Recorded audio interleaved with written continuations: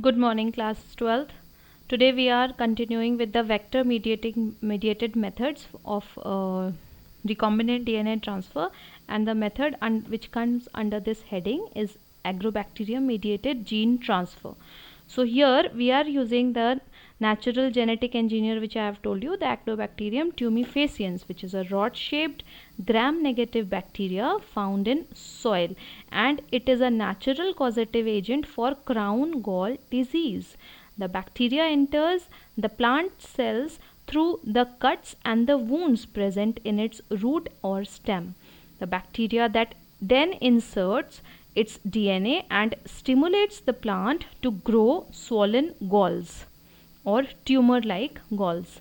Agrobacterium tumefaciens is capable of inter-kingdom DNA transfer, thus making it a potential vector in the production of transgenic plants.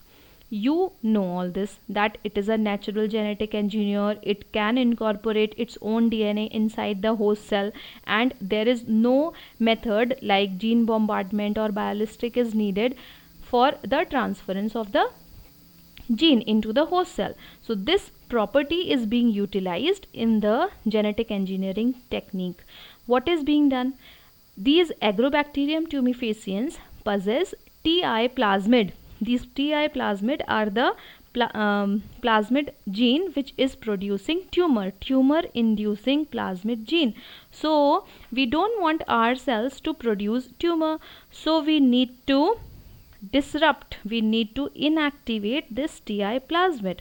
So this is done by removing the tumor inducing gene from the Ti plasmid. We have removed the tumor inducing gene. Now if you are using Agrobacterium tumefaciens as a carrier, it will not cause tumor in the cells of the host. So that is an important factor, because we don't want our experimental cells to develop cancer or to develop these swollen galls, tumor like things. Okay, so this is important thing, and we call it as disarming of Ti plasmid. What is this disarming? It is the technique of removal of tumor inducing gene from the Ti plasmid, and after the removal of the Ti plasmid, it will be called as tDNA. Okay, you have written in your notes, so it will be called as tDNA. Now the tDNA carries the desired gene and delivers it to the host cell. So ultimately the host cell is transformed. We don't have to utilize any of the techniques for transferring the recombinant DNA into the host, because Agrobacterium does it itself. Okay, clear? So here we complete all the vector and vectorless mediated methods which are required for the transfer of the recombinant DNA into the host cell. Now comes the next step. The next step is identification of recombinant and screening of recombinant. What is this step? This step is to identify the cells, the host cells, which have taken up the recombinant DNA and are called as transformed cells now. Okay, and then what we have to do? We have to pick and choose only the transformed host cells. Why? Because for the production of the desired product of the DNA insert, which was our main aim of going through this whole process of genetic engineering, we need that the host cell should be transformed.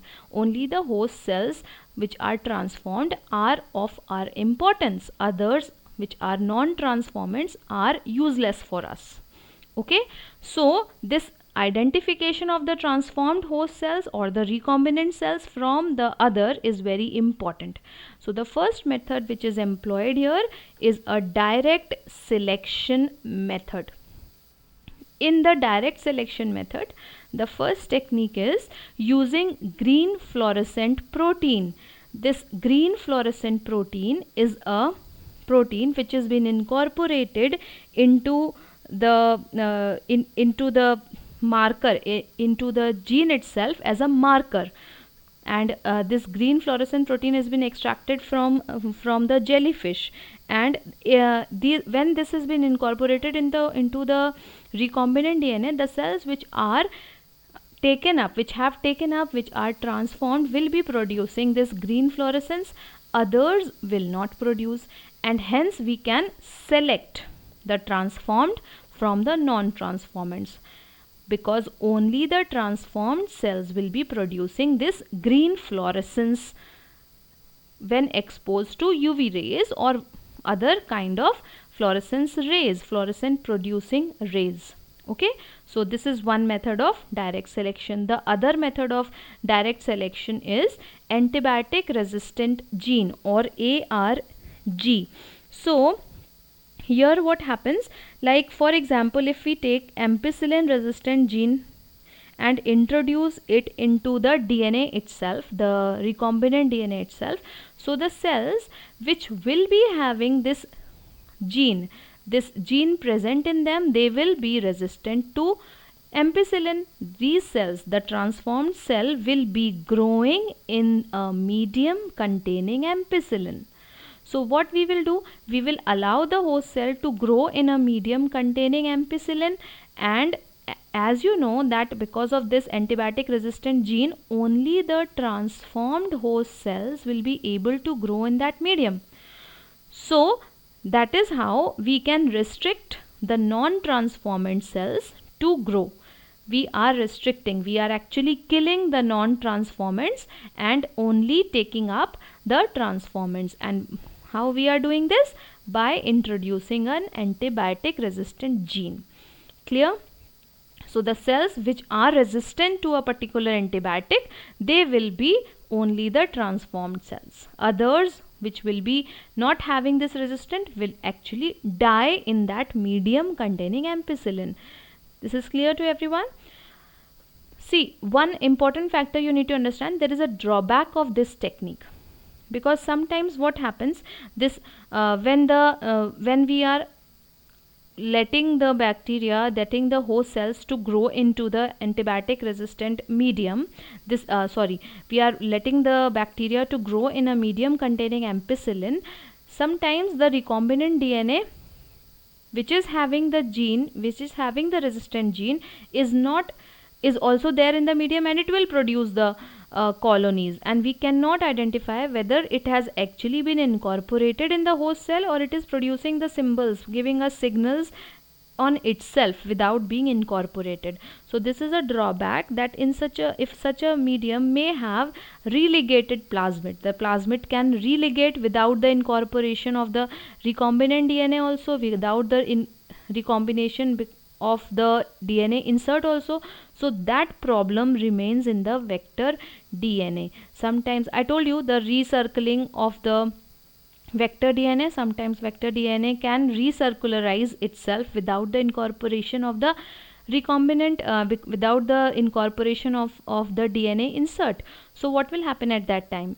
At that time, these non-carrier recombinant, which are non-recombinant DNA actually, they will also give this antibiotic resistant property, and they will also be growing in the medium containing ampicillin. So that is a very big drawback of this antibiotic resistant gene in the direct method. So what can be done? Then scientists have created a different very interesting technique which I'll be discussing now. That is insertional inactivation. Let's move forth to that.